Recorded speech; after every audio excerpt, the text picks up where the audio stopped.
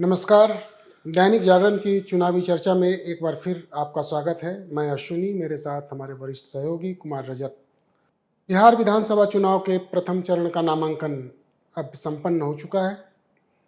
कल नामांकन का अंतिम दिन था। अब स्क्रूटनी के बाद ये पूरी सूची आएगी कि कौन कौन से प्रत्याशी मैदान में रह जाते हैं। अभी नाम वापसी की भी तिथि है जी। तो अंतिम रूप से ये बाद में आएगा, लेकिन कल तक जो प्रमुख यहाँ के दल हैं, जो गठबंधन है, उनसे किस किस ने नामांकन किया, तो आज हम लोग इस पर चर्चा करेंगे। जी। पहले चरण में कुल 121 सीटों पर चुनाव हो रहा है। तो महागठबंधन और दूसरी ओर एनडीए है। जी। तो रजत, एनडीए और महागठबंधन, इन दोनों में जो पहले चरण का चुनाव हो रहा है, जो नामांकन हुआ, उसमें सबसे ज़्यादा सीटें लेकर कौन आए हैं इस पे? जी, शुक्रिया सर। पहले चरण की जो 121 सीटें हैं सर, उसमें महागठबंधन की ओर से सबसे अधिक सीटों जिनकी प्रतिष्ठा दांव पे लगी है, तो वो आरजेडी हैं। राजद की लगभग 70 सीटें हैं, जिस पर राजद ने अपने उम्मीदवार उतारे हैं। 70 सीटों पर? हाँ, 70 सीटों पर। 121 में 70 सीटें, मतलब महागठबंधन की ओर से राजद चुनाव लड़ रहा है। राजद। जी। उसके बाद महागठबंधन की बात करें तो दूसरे नंबर पे कांग्रेस है, लगभग 25 सीटों पे कांग्रेस चुनाव लड़ रही है। उसके बाद माले 14 सीटों पर, और बाकी वीआईपी और जो सीपीएम है, वीआईपी 6 सीटों पर है, सीपीएम 4 सीटों पर है, सीपीआई 6 सीटों पर है। एक रोचक चीज इसमें यह है सर, महागठबंधन की ओर से, कि टोटल 121 सीटों पर पहले चरण में चुनाव हो रहा है, लेकिन महागठबंधन के 127 उम्मीदवार मैदान में। मतलब 6 सीटों पर आपस में इनकी 6 नूराकुश्ती सीटों होगी। पर आपस में इनकी, आप कह सकते हैं, फ्रेंडली फाइट। ऐसा फ्रेंडली कुछ होता नहीं है। हाँ, चुनाव में मैदान में आप आ रहे हैं तो फ्रेंडली फाइट क्या होता है? बस। दोनों चुनाव जीतने के लिए मैदान में जी खड़ा जी, है। लेकिन 6 सीटें ऐसी हैं जिसमें दोनों महागठबंधन के ही प्रत्याशी आमने सामने आपको नजर आएंगे। वो 6 सीटें कौन होंगी उनके बारे में बाद में बात करेंगे। फिलहाल जो और एनडीए की बात कर लेता हूं मैं। एनडीए की ओर से जो 121 सीटें हैं, उनमें सबसे अधिक 57 सीटें जो हैं वो जदयू के पास हैं।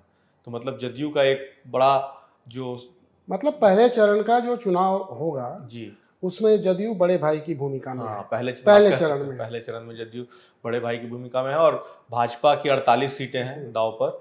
उसके बाद लोजपा 14, और राष्ट्रीय लोक मोर्चा जो उपेंद्र कुशवाहा की पार्टी है, उसकी 2 सीटें हैं। हिंदुस्तानी अवाम मोर्चा के पास 6 सीटें हैं, लेकिन 6 सीटें जो उनकी दूसरे चरण की हैं। हाँ, तो मतलब आप कह सकते हैं कि 70 सीटों के साथ आरजेडी और फिर जदयू। तो ये इन दोनों के बीच ही, इन दोनों की प्रतिष्ठा जो है दोनों गठबंधनों की ओर से दांव पे रहेगी, और सबसे अधिक इनके ही उम्मीदवार मैदान में हैं। जैसे मैं बक्सर सीट को देख रहा हूँ, वहाँ पर भाजपा ने आनंद मिश्रा को कैंडिडेचर दिया है। जी, पूर्व आईपीएस रहे हैं। पूर्व आईपीएस अधिकारी हैं जी।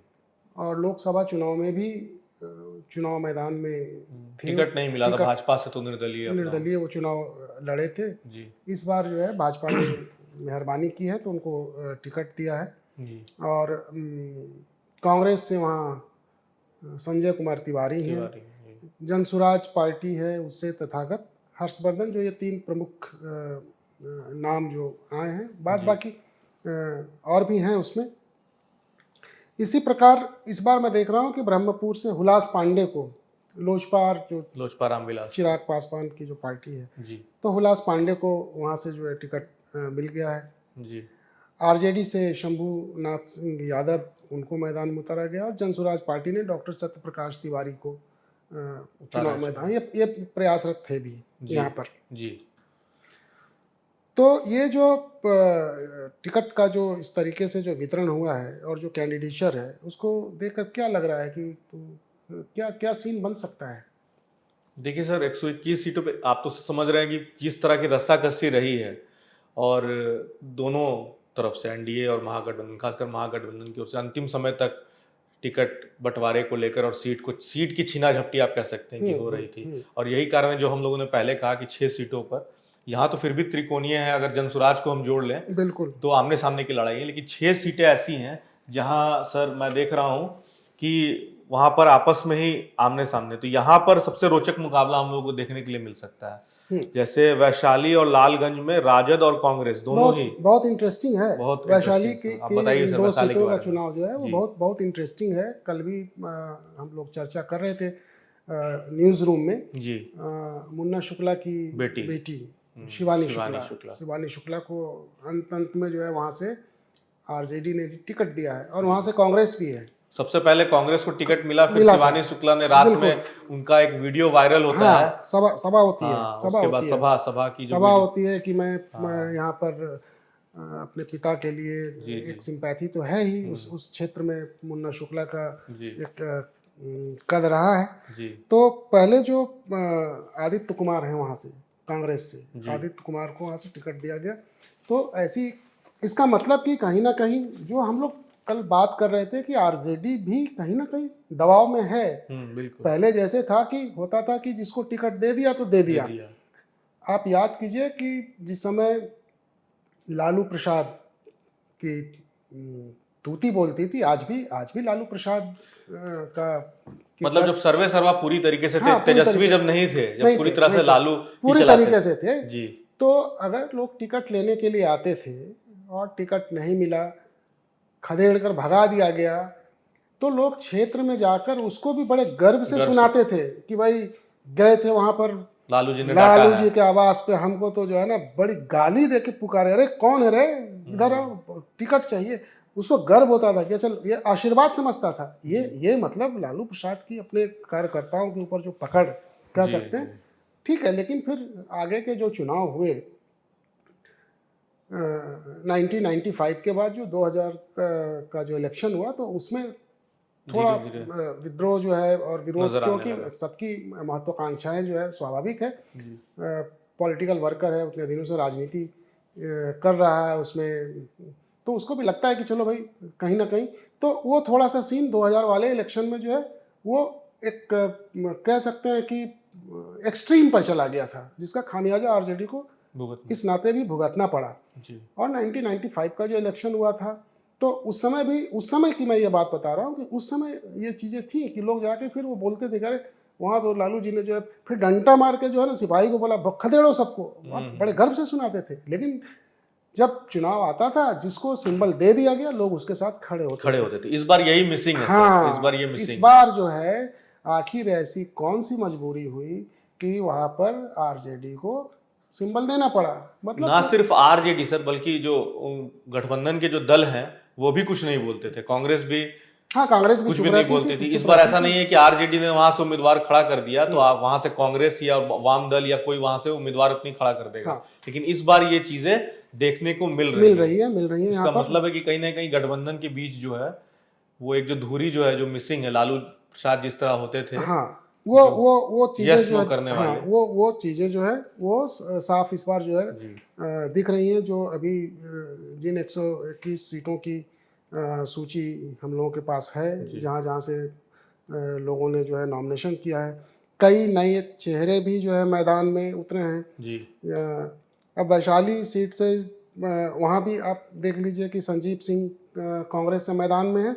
और अजय कुशवाहा आरजेडी से, उनको भी टिकट मिला हुआ है। वही सर। फिर राजा पाकड़ है। हाँ, राजा इसमें 6 सीटें जो हैं सर, उसमें 5 सीटें कांग्रेस की ही हैं।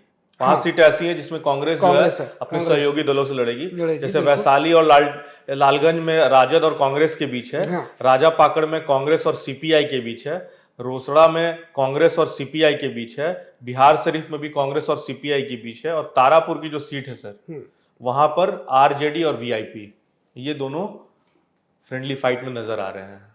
तो ये एक सीन जो है सर, वो 6 सीटों पर महागठबंधन के बीच बनता दिख रहा है। और जैसा आपने कहा कि वो लालू प्रसाद का जो ऑरा जो है वो मिसिंग है, और एनडीए में ये चीज़ें जो पहले दिखती थी, अब एनडीए में इस बार वो चीज़ें ठीक हो गई हैं। यहाँ पर कुछ सीटों पर लग रहा था कि फ्रेंडली फाइट होगा, लेकिन उसे अमित शाह और एनडीए के जो बड़े शीर्ष नेतृत्व हैं उन्होंने उसको सॉर्ट आउट कर लिया, इसलिए तो स्थितियां जो है वो रिवर्स हो गई इस बार, जो अभी तक का जो वो सीन लग रहा है।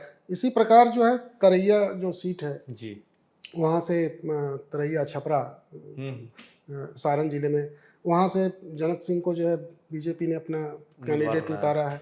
शैलेंद्र प्रताप सिंह आरजेडी से उनको इस बार टिकट मिल गया, प्रयासरत थे पिछले इलेक्शन में भी, उन्होंने लोकसभा चुनाव में भी काम किया था वहाँ पे। जी और सत्येंद्र कुमार सैनी है जिनको जन स्वराज पार्टी ने जो है वहाँ से टिकट दिया। मैदान में उतारा है।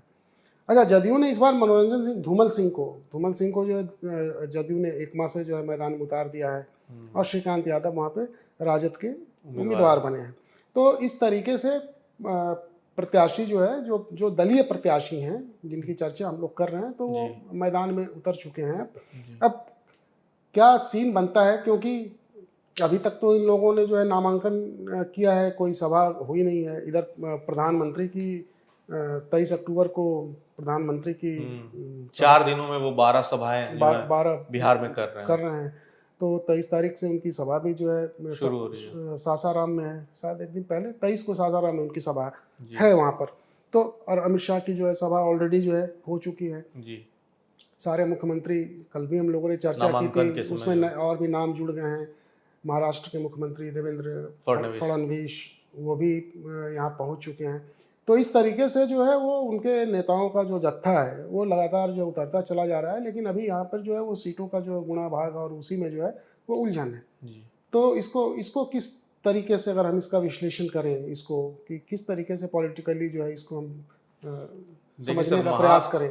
महागठबंधन के लिए सर स्थितियां तो अभी ठीक नहीं है। अभी आज ही की बात है, कांग्रेस के नेताओं का एक धड़ा भी जो है वो अलग हटके अभी प्रेस कॉन्फ्रेंस किया थोड़ी देर पहले। कई पूर्व प्रत्याशी, पूर्व विधायक और जो मीडिया विभाग के चेयरमैन आनंद माधव, इन सारे लोगों ने प्रेस कॉन्फ्रेंस की और ये कहा है कि कांग्रेस में जो सीट बंटवारा है उस पर उन्होंने सवाल उठाया है कि जो जिन प्रत्याशियों को सीटें मिलनी चाहिए थी, उम्मीदवार बनाना चाहिए था, उन लोगों को नहीं बनाया गया है। सीट बंटवारे में कहीं ना कहीं जो है पार्शियलिटी हुई है और इसका नुकसान कांग्रेस को होगा। यहाँ तक कहा गया है कि 10 सीटें भी कांग्रेस को नहीं जीत पाएगी। तो अगर कांग्रेस के लोग जो उनके मैनिफेस्टो बनाने में शामिल थे, जो उनकी कोर टीम के मेंबर थे, अगर वो ये बातें कह रहे हैं, प्रदेश कोर टीम के मेंबर थे, अगर वो ये बातें कह रहे हैं, तो कहीं ना कहीं महागठबंधन के लिए ये अच्छी बात, अच्छा जो रुझान जो है वो नहीं है।